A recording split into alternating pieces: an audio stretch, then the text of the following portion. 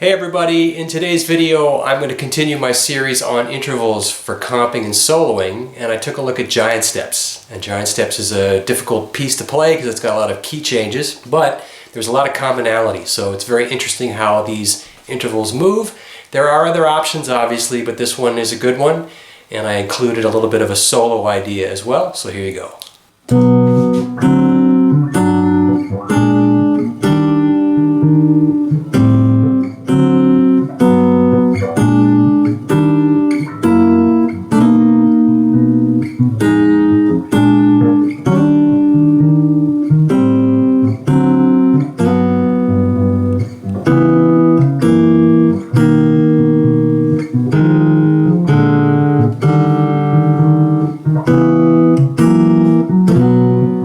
Okay, let's take a look at this. I introduced a couple different options here for this cadence of giant steps just because of the way it's built and the harmonic motions, but it'll make sense once you see why I did it. I started off actually with an interval which is a fourth. For the B major 7, it's not playing any of the extended notes, it's just playing the fifth and the root. But I like the idea of that top note being the B because when it goes from the key of B major to G major, that actually is a G major 7 when you play that on top of a G. So I like the sound of that, and it seemed to work its way quite well to going to this.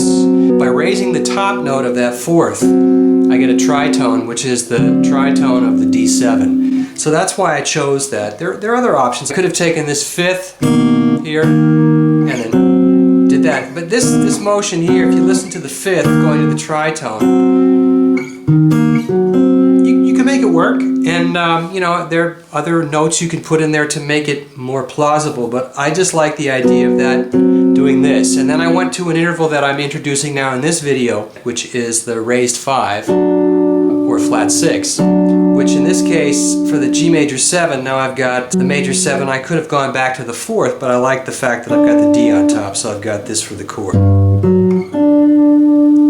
So I have the major 7 and I have the fifth. The sound of that raised 5 is nice. So from that raised 5, I moved the bottom note up, keeping the top note, and this is the tritone, which is the B flat 7, and then I resolved on this fifth, so the top note stays the same. So basically the cadence does this.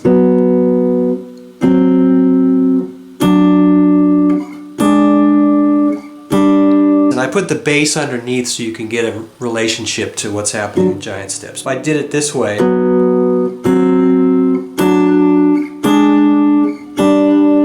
you can hear the harmony in there. What I wanted to do is try to stay as close as possible to the movement of the intervals and not move too much. So when I went back to the 2-5, this is my A minor 7, there's a D7. I used this for the G major 7, and then I moved it up here to the B flat 7.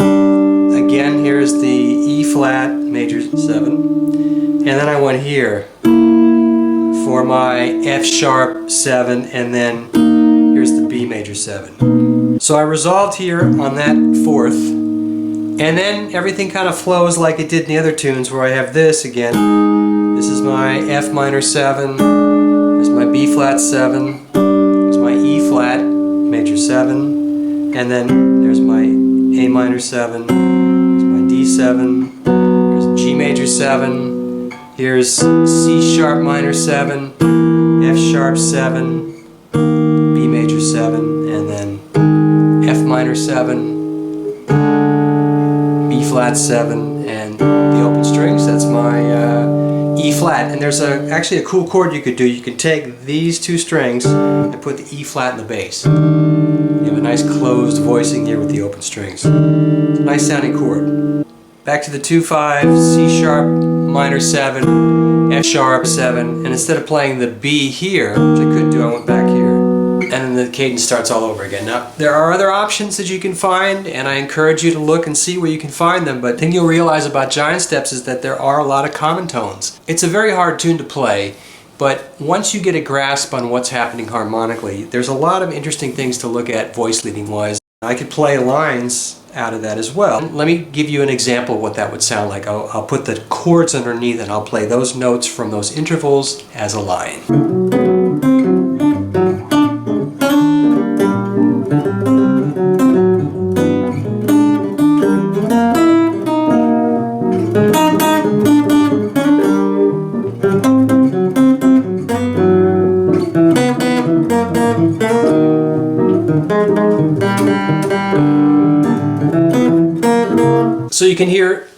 can make a line out of that. And it's a challenge because you have to be able to make the changes and find a rhythmic figure that works. And again, if you take those intervals, you can take them up an octave, and you have a nice line there as well. The PDF is available, and it'll show you exactly where everything's laid out. And until the next time, thanks for subscribing. I'll see you next time.